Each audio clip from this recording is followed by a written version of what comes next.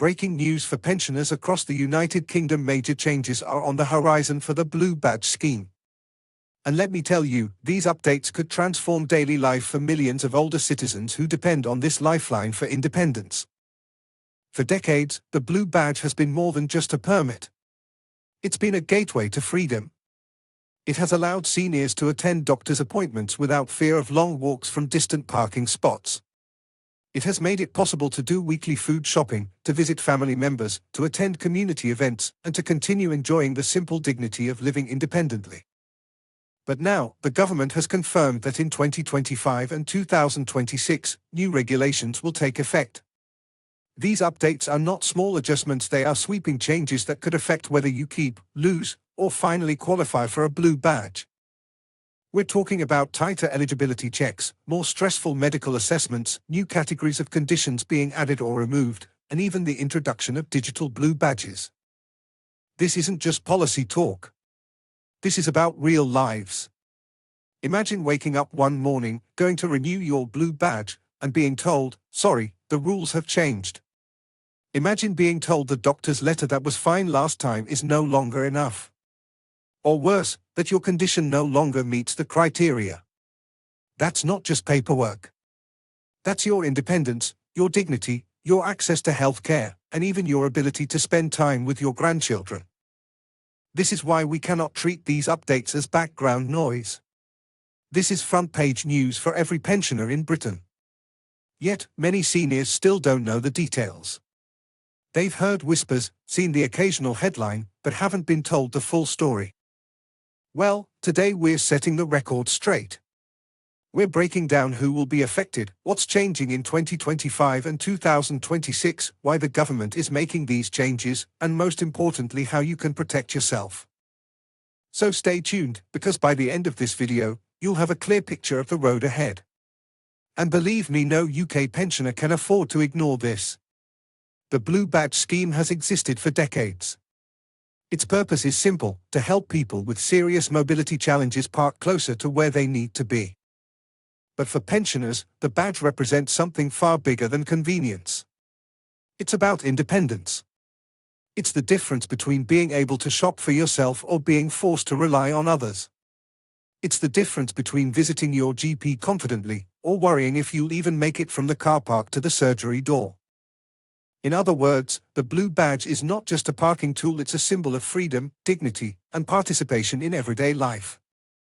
That's why the news of stricter rules in 2025 and 2026 has caused so much concern. The first wave of changes arrives in 2025. Until now, pensioners could often qualify with medical evidence provided by their GP or consultant. A letter or report confirming mobility issues was usually enough. But from 2025, the government is introducing a standardized medical assessment system. This means that instead of your trusted GP's word being enough, you may be required to attend an independent evaluation.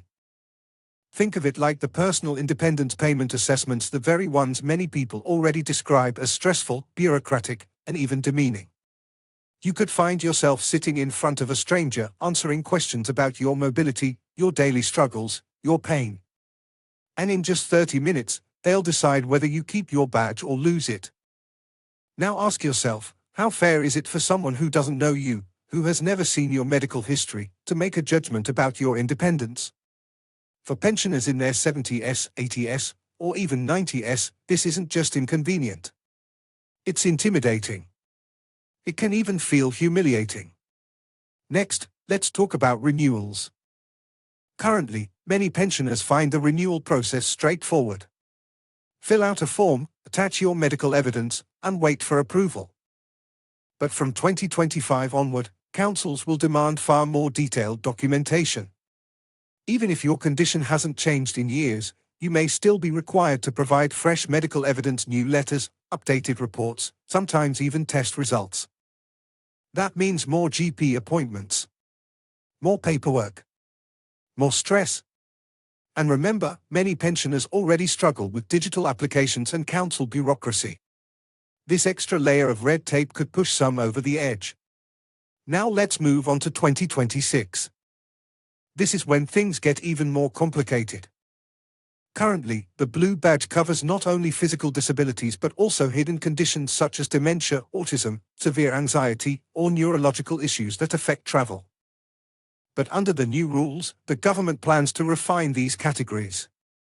For example, dementia patients may need to prove more clearly how their condition impacts mobility, not just cognitive ability. Fluctuating conditions like certain neurological disorders may no longer qualify unless the impact is consistent, not occasional. Mental health-related claims may face more scrutiny than ever before. The government argues that this ensures fairness and reduces fraud. But advocacy groups warn this could exclude many genuine pensioners who currently qualify. So why now? The official explanation is that councils are under increasing financial pressure, and fraudulent use of blue badges is costing money and taking up valuable parking spaces. It's true there are real cases of abuse. Some people share badges with family members who don't qualify. Others continue using badges long after their condition improves. And in busy city centers, counterfeit badges are a real issue. But here's the uncomfortable truth: those cases represent a small minority. Instead of focusing narrowly on the fraudsters, the government is tightening the whole system. And that means thousands of genuine pensioners will suffer unnecessary stress, all in the name of saving money. Let's put this into perspective with real-life examples. Take Margaret, a 74-year-old widow. For the past decade, she has relied on her blue badge to pick up medication, attend GP visits, and do her weekly shopping. Her mobility hasn't improved, in fact, it has worsened. But under the new system, she is told she must attend an independent assessment. Nervous and anxious, she attends, only to be told she no longer qualifies. Overnight, her independence vanishes. Now consider Alan, a 68-year-old with advanced arthritis. For years, he was denied a blue badge because his condition wasn't considered severe enough. But under the revised criteria in 2026, progressive illnesses like his may finally be recognized. For Alan, this is a lifeline he should have had long ago. This shows the truth: some pensioners will lose out, while others may gain access.